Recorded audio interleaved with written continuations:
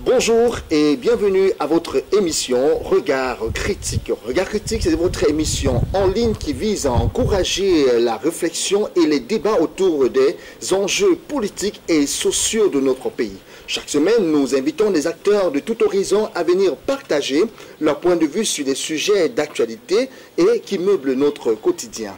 L'objectif étant de créer un espace de dialogue et d'échange constructif où diversité et opinions sont valorisées. Nous revenons juste après ceci.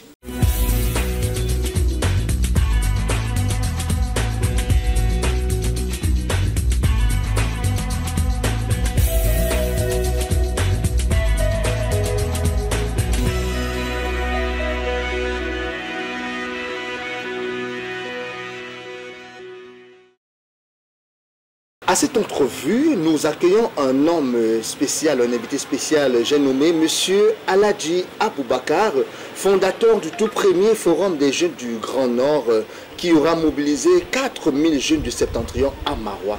Monsieur Aladji Aboubakar, bonjour. Bonjour Monsieur Chimi, je suis très ravi d'être dans votre ce plateau de Regard Critique et je suis très content d'être parmi vos invités. Et j'espère être à la hauteur de vos attentes. Bon, déjà, vous avez déjà parlé de qui je suis et consort. Donc maintenant, on va entrer dans le vif du sujet. Alors, M. Aladji Aboubakar, tout de même, même si on a donné l'essentiel de vous, ceux qui nous écoutent ont bien envie de vos lèvres de connaître qui vous êtes d'une manière ou d'une autre. Ok, merci beaucoup de me donner cette opportunité. Déjà, je suis le président des jeunes du Septentrion. On a une association qui date de longtemps. Donc maintenant, on a un concept qu'on a créé, pour lequel je suis là. C'est une coalition des associations de la société civile et de la citoyenneté pour le Septentrion, sur lequel on va travailler maintenant dans le cadre de jusqu'à 2025. Donc pour tous les enjeux à venir par rapport à la jeunesse du Septentrion et tous les aléas qui accompagnent ça. Alors, dans votre présentation tout à l'heure, on disait tantôt que vous avez pris part activement au grand dialogue national qui s'est tenu en octobre 2019. Et on aimerait bien aussi pour revenir un peu, comment est-ce que vous avez appréhendé ce grand dialogue et qu'est-ce qui en est ressorti? Est-ce que vous avez aussi l'impression que depuis le grand dialogue national jusqu'à aujourd'hui, il y aurait des choses qui auraient changé quand même dans le Grand Nord? Bon, je prie part d'abord à la consultation du Grand Dialogue National chez le Premier ministre chef du gouvernement. J'ai assisté du début à la fin du Grand Dialogue National à la commission 8, comme vous avez dit, sur la décentralisation. Effectivement. Donc nous avons travaillé ce que je peux dire comme le but principal était de transférer au moins de 15% du budget de l'État dans les communes. Bon, j'imagine que jusqu'à maintenant, ce n'est pas vraiment effectif comme il fallait. Mais ce qui a changé peut-être la mise en place de mairies de la ville par rapport aux délégués du gouvernement qui sont nommés. Et en plus, l'impact même réel depuis l'arrivée, même la mise en place du conseil régional et les mairies de la ville, on ne peut pas dire qu'il y a vraiment l'impact réel pour la jeunesse du Grand Nord. Puisque vu que le Grand Nord avait mieux que ça avant. Ah oui, bon, on ne va pas revenir sur la phrase « il y avait quoi avant hein, ?» pour ne pas titiller quelqu'un. Alors, puisqu'on est en train de faire une analyse un peu pratique de l'évolution de tout ce qui se passe dans le Grand Nord, est-ce qu'on peut avoir avec vous un aperçu de façon un peu sommaire du développement dans le Grand Nord? Bon, pour moi, je peux dire d'une manière pratique, pour faire l'état des lieux du Septentrion. Oui. Donc je ne parle même pas, peut-être je peux dire même depuis 40 ans. La jeunesse du Grand Nord, c'est une jeunesse très patiente et très résiliente. Vu notre patience et notre résilience, et nous sommes des jeunes très patriotes parce qu'on n'est jamais impliqué dans l'incivisme pour s'exprimer. Mais le gouvernement et l'État central en place ne facilitent pas la tâche à la jeunesse du Grand Nord. Vu que pour que la jeunesse du Septentrion puisse se développer, vous pouvez comprendre sur le plan économique.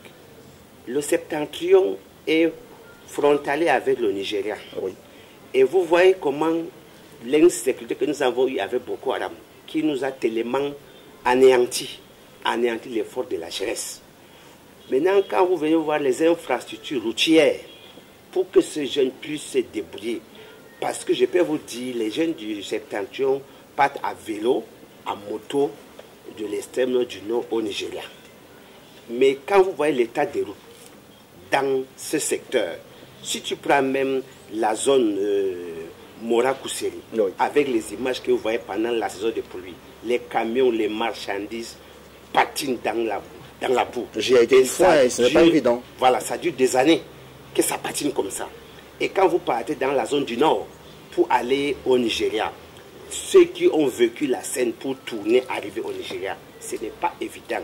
Mais malgré tout ça, les jeunes se battent, continuent à se battre pour vivre ou pour survivre. Vu que l'État a eu à faire des routes entre le Cameroun et le Gabon, le Cameroun-Congo, le Cameroun et la Guinée, dans la zone du sud. Donc si dans le Grand Nord, on avait eu cette chance d'avoir cette route qui relie très bien le Cameroun et le Nigeria, ça nous facilite l'accès à l'économie. Quand vous rentrez au niveau de l'eau potable, on n'a pas de l'eau potable, je peux vous dire presque dans tout le Grand Nord. Avec tout ce qu'on a comme infrastructure dont l'État nous promet ou est en train de réaliser, jusqu'à présent, les gens meurent de l'eau. Dans l'extrême nord, en cherchant de l'eau, on a perdu beaucoup d'enfants. L'eau, c'est la vie. S'il n'y a pas l'eau, il n'y a pas la vie. Et si vous voyez les maladies hydriques qu'on a dans l'extrême nord, dans le nord, quand on parle de choléra, c'est chez nous. Parce qu'il y a quoi? Il n'y a pas l'eau potable. Même dans le centre-ville. Je me rappelle quand on était des enfants, il y avait l'eau potable qui coulait dans tous les quartiers. L'eau coulait gratuitement. Maintenant, quand on vous dit une bidon de 20 litres, qu'on vous puise ça quelque part, c'est 500.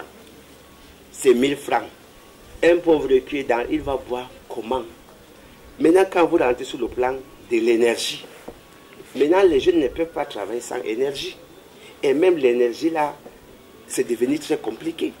Vous pouvez comprendre que le Grand Nord a quand même le soleil. Donc, on a commencé la mise en place du système solaire et consorts, mais ce n'est pas totalement encore effectif. Il y a beaucoup de zones qui n'ont pas d'électricité dans le Grand Nord. Donc, pour vous dire vrai, la jeunesse est confrontée à tous ces défis. Maintenant, quand vous rentrez sur de grands projets structurants que l'État met en place dans les régions, nous sommes oubliés. Parce que le Grand Nord a tout donné. Depuis 40 ans, le Grand Nord a tout donné. Beaucoup de nos amis et nos frères du Sud même nous en veulent.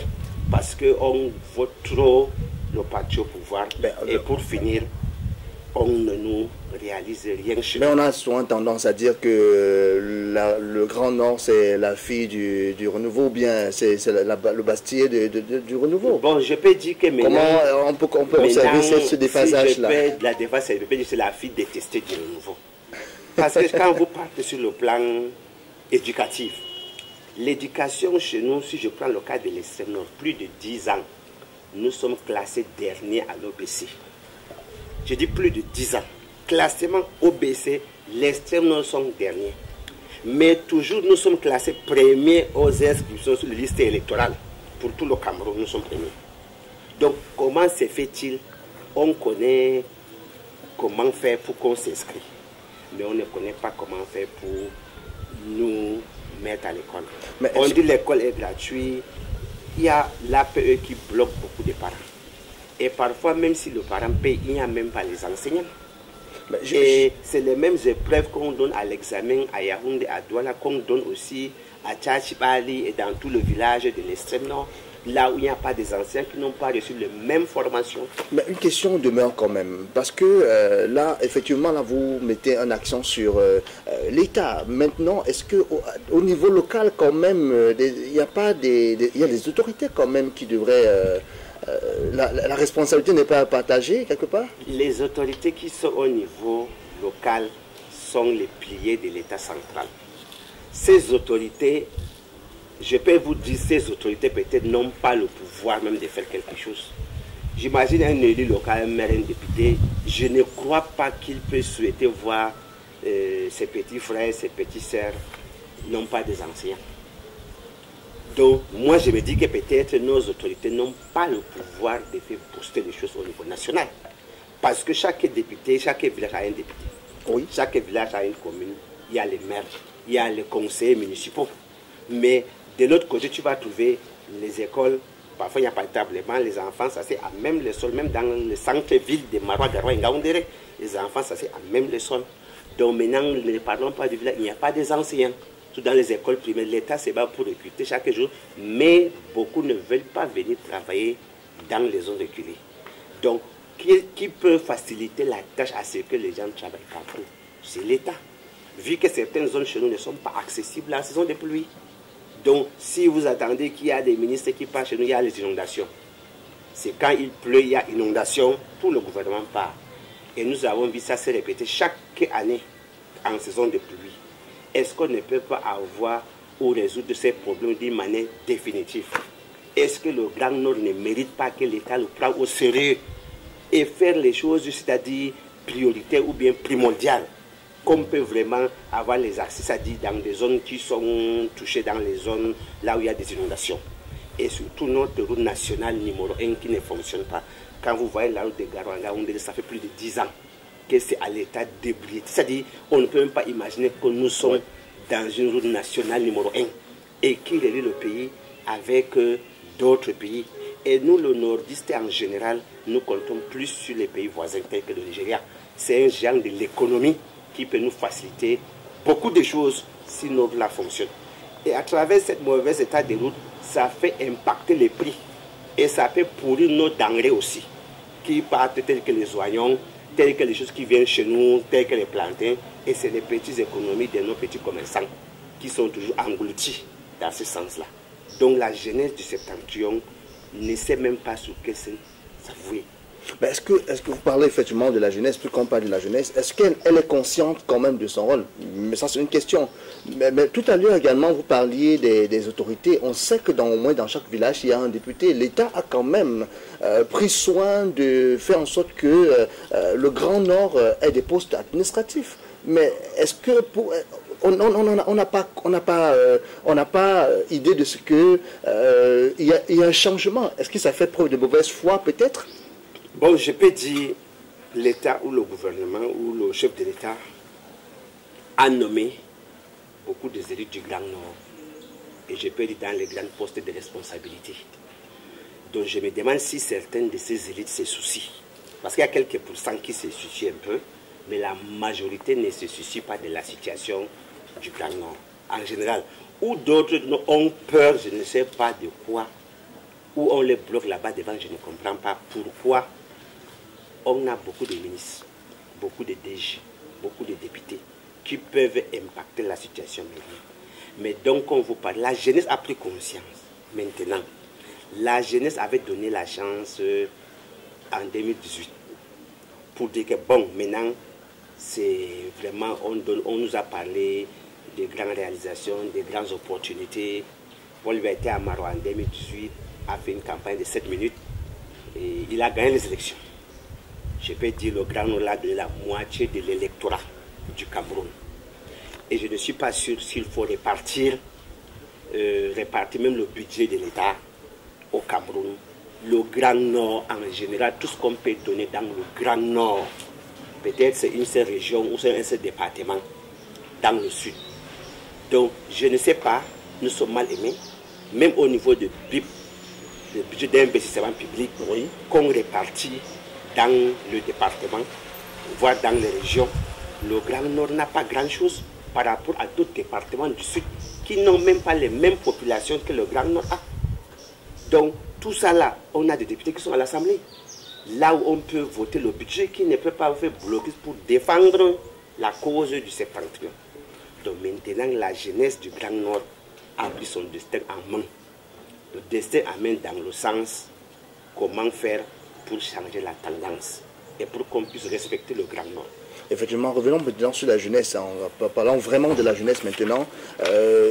l'État a tout de même pris des mesures. On entendait parler du plan triennal spécial jeunes. Voilà au moins des actions que l'État a mises en place pour aider les jeunes comme ça à pouvoir se lancer dans le cadre de l'entrepreneuriat. Est-ce que ce n'est pas déjà assez? Est-ce que jusqu'à aujourd'hui, ça n'a pas eu un impact? Bon, le plan triennal spécial jeunes, on voit à la télé, on entend parler. Mais j'ai essayé de faire une petite enquête à notre niveau. Personne dit qu'on ne connaît pas. Bon, ces jeunes, même certains disent qu'ils n'ont rien entendu, qu'ils n'ont rien vu. Mais on les voit à la télévision quand même. On les voit comment à la télévision. Donc je peux vous dire, je ne sais pas. Je ne peux pas dire que le gouvernement ou le gouvernement n'a pas fait ou ils ont fait. Est-ce que vous connaissez, vous, par exemple, vous connaissez des jeunes, même 10 jeunes qui auraient bénéficié effectivement du plan triennal? Il n'y a pas. Je ne connais pas. Depuis 2018, peut-être jusqu'à maintenant, je ne me rappelle pas d'un jeune que je connais qui a bénéficié de ce plan triennal jeune dans mon environnement. Que ce soit ce que je connais, même à l'extrême nord, au nord et dans la Damawa. Celle que je connais qui a bénéficié ou qui a engagé le projet. Mais on voit à la télé, comme d'habitude, on avait vu ça avec des projets Piazzi. Bon, on ne sait pas comment c'est terminé, avec les projets Bajeru. Donc c'est la même chose. Peut-être on fait ça par affinité ou bien par famille, on ne sait pas. Mais ces jeunes qui sont dans les besoins n'ont même pas l'accès à ça. Là, on a l'impression que tout est décrié, tout est un peu en noir, mais est-ce qu'il n'y a pas quand même, M. Aladji Aboubacar, des actions quand même? Parce qu'on a envie de croire quand même que l'État fait quelque chose. Je ne refuse pas, mais quand on fait, on ne voit pas. Je vais faire comment? Je vois la télé, on montre les jeunes, on filme, on les a donné les sauts, les moteurs, les machins, trucs. Mais sur la phase pratique, ici au Cameroun, rien n'est impossible. On connaît là où bien souvent on donne les jours, on récupère la nuit, on en a entendu parler. Donc ce qui est important, c'est qu'on veut un impact selon notre poids démographique, notre poids électoral, notre résilience, notre patience. On a supporté longtemps. La jeunesse du Grand Nord est très résiliente, très patriote. Et on a respecté nos aînés, nos élites, nos ministres, nos députés, nos maires. Et on respecte également le chef de l'État. Parce qu'on ne l'a jamais dessus. Depuis qu'il vient chez nous faire la campagne à l'extrême nord, on ne l'a jamais dessus. Donc lui-même, il voit comment 40 ans, comment nous sommes dans une misère ambiante dans tout l'extrême nord. C'est la pauvreté.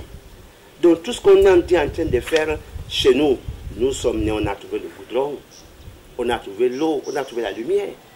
Je ne peux pas vous dire que c'est la même chose maintenant. On n'a pas la même chose. Et on ne peut pas venir arranger ce qui est gâté. On dit qu'on a fait. On doit faire l'extension. On doit créer d'autres choses par rapport aux acquis. Les acquis qu'on a, c'est le consolider, les arranger, les maîtriser, mais faire d'autres choses. Si j'ai quelque chose devant ma maison depuis que je suis né, et ça, c'est on arrange, on dit qu'on a fait. On n'a rien fait. Donc, on est censé faire grandir la vie, créer les opportunités, faire que les jeunes n'ont même pas besoin de la fonction publique. Qui font les affaires, c'est l'économie qui peut tourner le pays.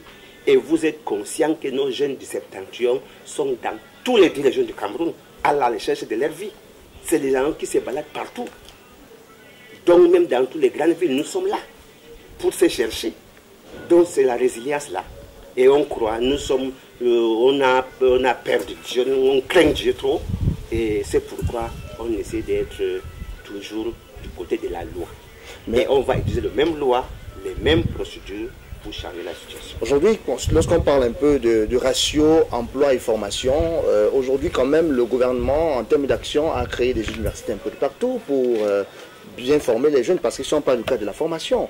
Quelle est l'analyse que vous faites aujourd'hui sur le ratio emploi et formation de la jeunesse dans le Grand Nord? Justement, l'État a créé les universités. Vous-même, vous savez, ce n'est pas les noms, ce n'est pas le bâtiment, mais c'est les laboratoires. Certains endroits ont besoin de laboratoires techniques, tels que l'école des mines de Kaélé. On a besoin des enseignants. Mais malgré tout ça, nos jeunes se battent et sortent. Ceux qui sont sortis de ces écoles ont fait des grandes choses.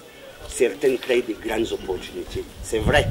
Ça veut dire qu'on a vraiment la volonté, on a l'envie de faire changer. Mais l'État, je peux dire l'université de Maroua jusqu'à présent, c'est entre parenthèses, ce n'est pas fini. L'université de Garoua, c'est la même chose. De la seule université qu'on peut dire qu'il ressemble à une université normale, c'est Ngaoundéré. Donc parfois ça ressemble au collège, au lycée. C'est un grand lycée. Donc on voit dans certains pays comment on crée les universités, comment on crée les écoles. Donc nous avons besoin des enseignants qualifiés, des laboratoires techniques, aux pointes de la technologie. Nous méritons ça aussi.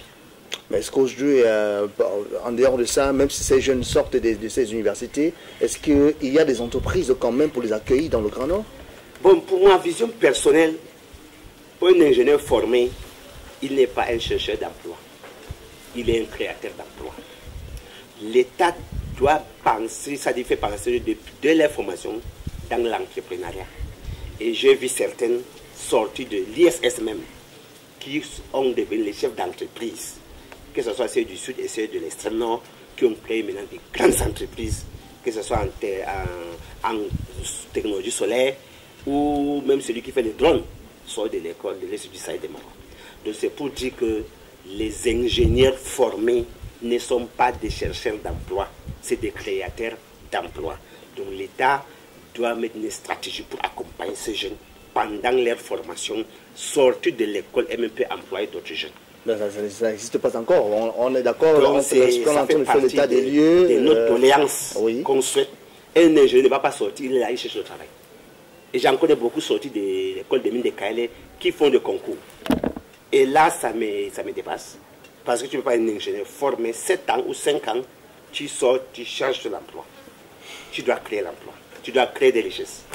Merci beaucoup Aladji Aboubacar, vous êtes vraiment pétri dans le domaine. On sent vraiment que vous connaissez le terrain et vous maîtrisez très bien vos différentes localités. Alors, on va parler de toute autre chose. Hein. On va parler des échéances qui arrivent en 2025. On va surtout se questionner, on va beaucoup plus se questionner sur l'apport des jeunes. Puisqu'on, déjà, avant d'y entrer même, élection en 2024 au Sénégal. Quelle est votre appréciation?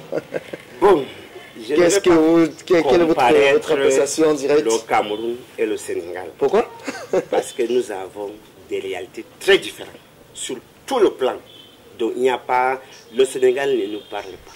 La seule chose que le Sénégal nous parle, c'est la mutation des jeunes. L'intergénérationnel. Mais en réalité, sur la culture politique, la culture démocratique et la façon de faire la politique, c'est des jours et la nuit.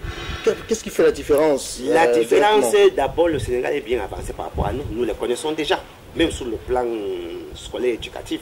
Le Sénégal a l'école avant nous. Et de deux, la culture démocratique. Chez nous, beaucoup n'aiment pas s'inscrire. Beaucoup sont inscrits, ne partent pas voter. Beaucoup vote ne supervise pas les votes ou bien ne surveille pas. Bon, on va y revenir dans tous les cas pour ce qui est des élections. On ne peut pas mettre ça de la même façon. D'accord, on retient quand même que sur la question du Sénégal, vous dites que le Cameroun n'a pas la même réalité que le Sénégal. Pas du tout. Alors revenons au Cameroun et particulièrement dans le Grand Nord. Alors, selon vous aujourd'hui, quel rôle pourraient jouer les jeunes aux échéances prochaines? Ok, ce que je vais vous dire, pour 2025 ou avant, la jeunesse du Septentrion et de toutes les associations de jeunes sont déjà organisées en coalition. Vu que depuis la nuit du temps, nous, dans le Septentrion en général, et même dans nos villages en particulier, on s'inscrit massivement sur les listes électorales. La preuve en est que nous avons toujours un quota qui dépasse d'autres régions. Mais maintenant, pour le cas, depuis janvier 2024, depuis la réouverture des inscriptions, nous avons, comme vous constatez, le Grand Nord a 89 arrondissements. Le Grand Nord a 14 départements. Et dans les 89 arrondissements, on a fait des points focaux. 10 jeunes par arrondissement. Ce qui fait qu'on a 890 jeunes déjà dans tous les arrondissements du Grand Nord. Leur rôle, c'est quoi? Le rôle de chaque de ces 10 jeunes, c'est de créer le point focal par bureau de vote de leur arrondissement. Et ils ont mis en place 3 personnes par bureau de vote de chaque arrondissement. Parce qu'on a aux environs 8000 quelque chose de bureaux de vote. Donc on a 3 jeunes fois 8000 quelque chose de bureaux de vote dans le Grand Nord. Et le rôle de tous ces jeunes, parce que dans chaque bureau de vote, on va ajouter 100 nouvelles inscrits pour 2024. Et le travail se passe sur le terrain. À terme, si les élections partent en 2025, on aura inscrit 1 million supplémentaire de jeunes dans tout le Grand Nord. L'objectif, c'est inscrire 1 million de nouveaux inscrits qui n'ont jamais été inscrits et qui n'ont jamais voté. Donc pour la première fois, ceux-là vont venir voter. L'objectif, c'est quoi? C'est de sensibiliser ce qui existe déjà. Parce qu'on a presque, dans les 2 424 460 quelques déjà anciens inscrits. Donc si on ajoute les 1 million, on va aller même dans le 3 500 000 inscrits dans le Grand Nord. Le rôle de tous ces points focaux et de tous ces bureaux, c'est de sensibiliser ces jeunes à ce que chacun part voter. Et tout le monde va surveiller les votes. Et si elle est enfermée le 31 août, de 31 août jusqu'à 1er janvier, on va faire des petites formations sur la compréhension du PV de l'ECAM. Parce que beaucoup partent dans les bureaux de vote ne comprennent pas exactement, oui. Même lire ça, ils viennent voir le PV là, le moment de remplir pour signer, qui découvre le PV. Donc on a tous les fichiers des bureaux de vote, on a les fichiers des inscrits, des listes électorales dans tous les arrondissements, et ces jeunes vont faire des petites formations de sensibilisation et d'éducation citoyenne pour que chaque bureau de vote puisse avoir 3 jeunes minimum avertis. Chacun a un téléphone Android pour rester toute la journée pour surveiller les élections. Et c'est qu'on veille qu'on a, que ces jeunes ont les mêmes PV que les CAMA, pour qu'on n'a pas de difficultés dans le passé. Comme nous on a un retard parfois de compréhension des choses, c'est pourquoi nous prenons le temps maintenant de former les jeunes par bureau de vote, de les préparer. Mais d'emblée, on a 1 million de nouveaux inscrits qui peuvent balancer la tendance. Je ne peux pas vous dire tel voter ou tel voter pour le moment. Mais le plus important maintenant, c'est de s'inscrire massivement. Donc, j'invite les jeunes de s'inscrire et de veiller à ce qu'ils retirent leurs cartes. Donc, le point focal qui sont dans les arrondissements et dans les bureaux de vote font le travail bénévole de maintenant jusqu'à le jour des élections, en veillant à amener les gens à s'inscrire, retirer leurs cartes d'électeurs, les amener à aller voter, ajouter d'autres nouvelles inscrits. Parce que beaucoup de jeunes, comme le cas de 2018, ils n'ont pas participé. Si tout le monde participait comme il fallait, ça allait être plus que ça. Maintenant, on n'a pas dit aux jeunes de faire la politique. Ils n'ont pas besoin de faire la politique, mais ils peuvent aller voter. Le souci maintenant, c'est qu'on dit « Ah, on a volé ici, on a volé ici », parce que c'est petit. Quand c'est beaucoup, on ne peut pas voler. Si on vote bien, on ne peut pas voler. Et quand tu votes mal, tu ne supervises rien.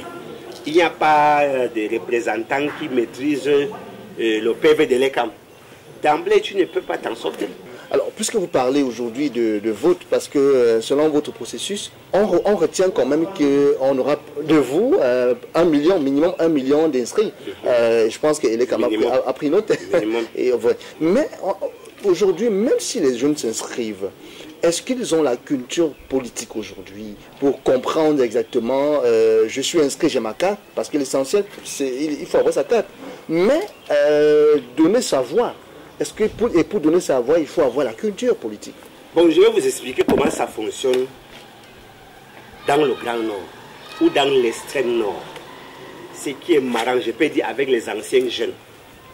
Parce que ces jeunes de maintenant, je peux vous dire, quand on prend un jeune de 2011 à 2025, et en même temps, on a eu ceux qui ont fait l'école. Oui. Et en même temps, on a eu la mise en place des médias sociaux, oui, qui est vulgarisé. Donc ces jeunes qui voient tout ce qui se passe dans le monde. À l'époque, les politiciens payaient de 2000 aux jeunes pour aller voter. Ce n'est plus le cas?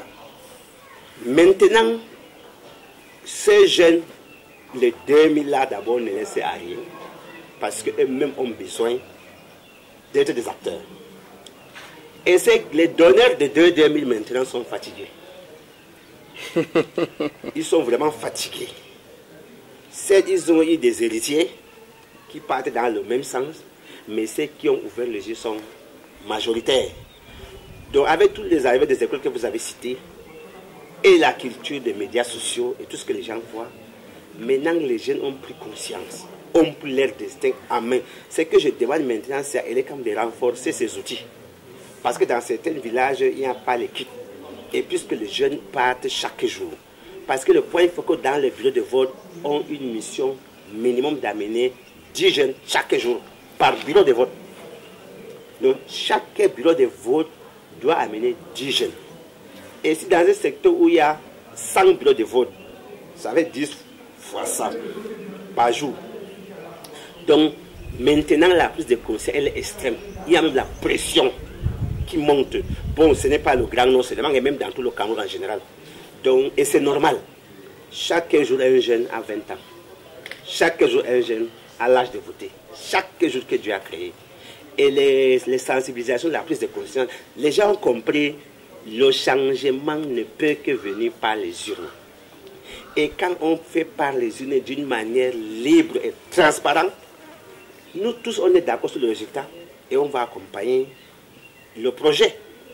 Vu que chez nous, à l'époque, les gens ne géraient pas le projet. Les gens ne comprenaient même pas le projet. Les gens veulent c'est l'argent qu'on les donne pas de voter.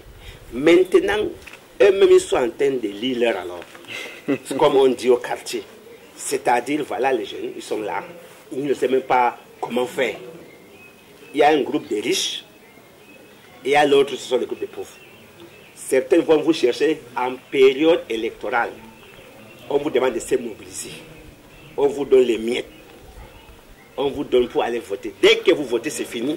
Ils ne sont plus avec vous. C'est parti pour 7 ans ou 5 si ans. Le président pas fait en campagne à Maroua chaque élection, est-ce que le président est revenu à Maroua voir ses promesses qu'il a promis? Je me rappelle peut-être, je suis conscient, là c'est au moins 3 fois que le président est venu à Maroua, voire 4 fois. Je suis de sa génération.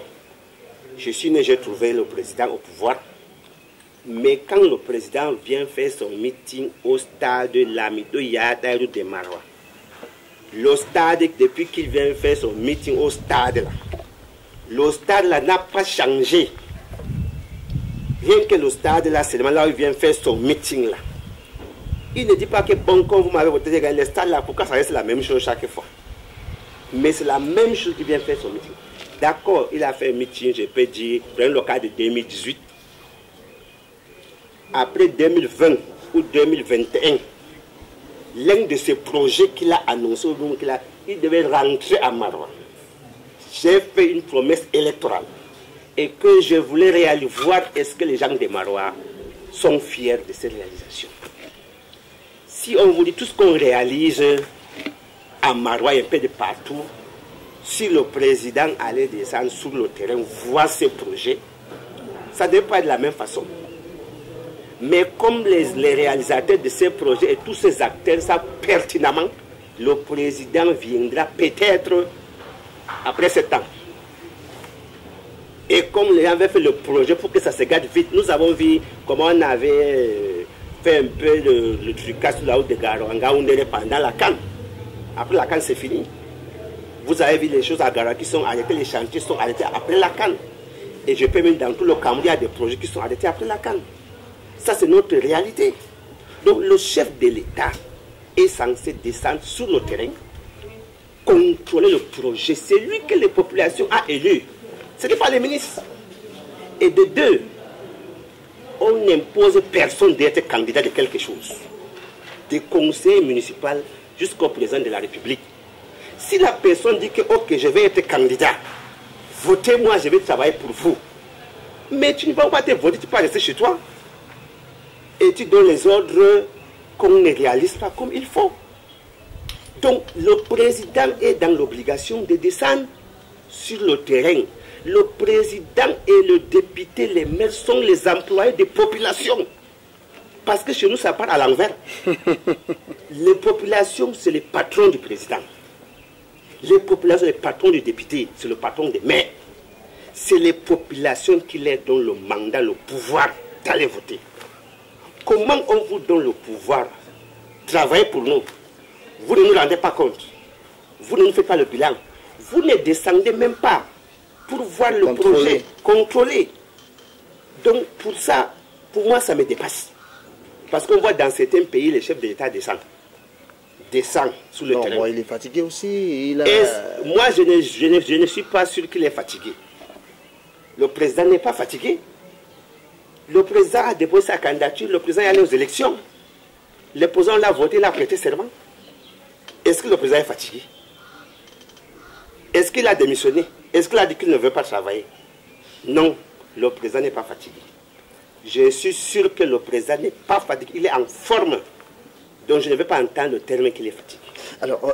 Alors maintenant, on va un peu avancer.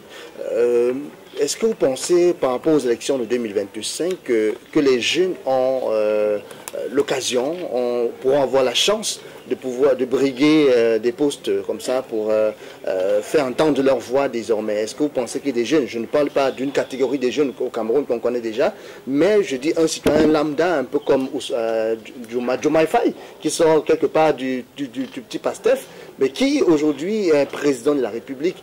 Est-ce que vous pensez que les jeunes ont leur chance aussi en 2025? Pour moi, être jeune n'est pas un projet de société. On ne va pas brandir parce qu'on est jeune. Être jeune n'est pas un projet de société. Le problème, c'est le projet de société. Peu importe la personne, qu'il incarne un projet de société. Surtout, qui peut faire rattraper le temps perdu du Grand Nord. Le Grand Nord, on l'a ramené en arrière. Le candidat qui peut rattraper le temps perdu, parce que nous avons un électorat lourd dans le septentrion. Tout ce que le septentrion peut voter, il gagne. Et ces jeunes sont décidés maintenant à voter pour celui qui incarne le projet et qui met le Grand Nord au cœur de leur projet.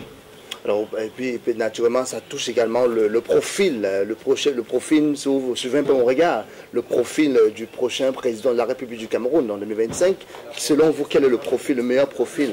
Et je profite pour vous poser aussi la question, aujourd'hui, sur l'aspect politique, est-ce que vous avez quelqu'un quand même, est-ce qu'on a quelqu'un sur qui compter aujourd'hui pour les prochaines élections présidentielles? Pour moi, les meilleurs profils des candidats aux élections présidentielles du Cameroun, ça doit être un Camerounais. Un Camerounais qui connaît la réalité du Cameroun. Oui. On se comprend. Très bien. Et qui maîtrise bien ce qu'un Camerounais lambda vit chez lui. Parce qu'on ne va pas prendre quelqu'un qui ne connaît même pas le Cameroun pour élire président. Qui a tous ses projets à l'étranger. Parce qu'il ne connaît pas ce qui se passe chez nous à Marois. Parce qu'il y a beaucoup de Camerounais qui sont candidats, ne connaissent pas l'extrême nord. C'est quand ils sont candidats qu'ils vont aller voir d'abord. Oui, oui. Mais un Camerounais est censé connaître tout ça, la réalité de notre pays. Des fonds en comble. Ça, c'est un. Et un Camerounais qui peut dire que ouais, les gens s'y ont souffert.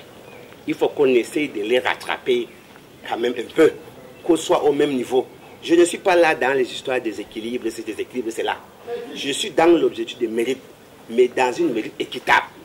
Avant qu'on dise on mérite quelque chose, je prends un exemple bête, quand on dit au concours, il faut le mérite. Un concours comme l'ENAM. D'accord, le mérite est que nous, on n'a pas fait l'école que les gens de Yaoundé ont fait. On va mériter comment? On ne peut pas mériter. Donc, ramener tout le monde au même niveau de développement, au même niveau d'éducation, on va aller sur le mérite. Donc, un chef de l'État qui a le souci des Camerounais, qui comprend la réalité du Camerounais, et qui peut... Le Grand Nord a beaucoup de potentiel à exploiter, à réaliser. Nous avons des potentiels nécessaires qu'il faut. Mais est-ce que alors on a le temps de ça? Beaucoup, j'ai dit, beaucoup même ne nous considèrent pas. Beaucoup de leaders de partis d'opposition. Bon, moi je n'ai pas dans telle opposition ou tel au pouvoir. Quand quelqu'un se dit candidat, il nous montre par A plus B ce projet et comment les réaliser.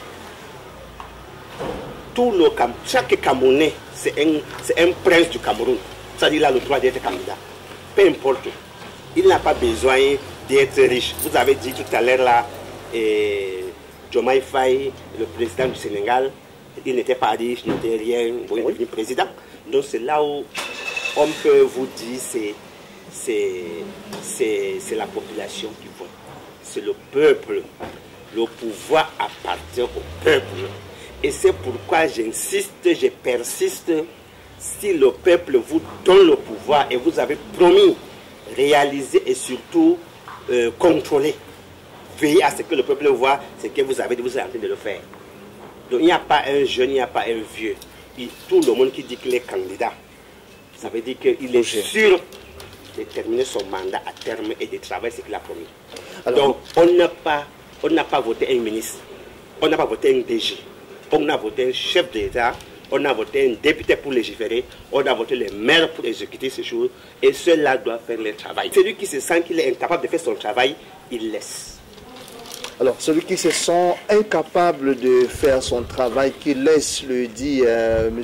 Aladji Aboubakar. On va sortir par cette dernière question directement. Alors, quel conseil aujourd'hui vous donnerez, M. Aladji Aboubakar, à la jeunesse du grand nom qui vous écoute après. Je rappelle également qu'on est dans notre émission Regard critique. Ce que je demande à la jeunesse du Septentrion en général, et la jeunesse du Cameroun en particulier, il est temps pour nous de prendre notre destin en main. 2025, nous déciderons. Pour qu'on décide, on n'a pas besoin des armes, on a besoin des cartes d'électeurs. Beaucoup de jeunes se découragent. Ah, même si je ne vote pas, on va voter pour moi. Ah, même si je vote, on va voler. Pardon, allez vous inscrire massivement. Et nous tous, dès qu'on vote, on va rester. C'est une seule journée. Ça ne demande pas grand chose. On va rester de 7h à 18h dans chaque bureau de vote. Et on va être scotché avec notre smartphone pour compter et même filmer le PV de l'ECAM. Pour que nous tous, qu'on a le résultat de notre élection à 20h. Il n'y a pas la magie. La vraie magie, c'est le travail. La vraie magie, c'est le travail, vous l'aurez compris. Nous sommes donc arrivés, mesdames et messieurs, chers internautes, à la fin de cette première production de Regard critique. On va déjà s'excuser peut-être pour la qualité, pour quelques petits manquements. Mais aussi, on pourrait aussi vous rappeler également que vous pouvez rester scotché et vous pouvez vous abonner à cette page et continuer de nous suivre. Votre regard compte, c'est nous qui devons changer le pays, car si nous n'en sommes pas dès maintenant, ceux-là, quelqu'un le disait encore, ceux-là qui n'ont pas la tête viendront nous gouverner et nous continuons toujours à rentrer. Alors j'étais pour vous à la présentation de cette émission Regard critique, Duchel Chimie. À la prochaine.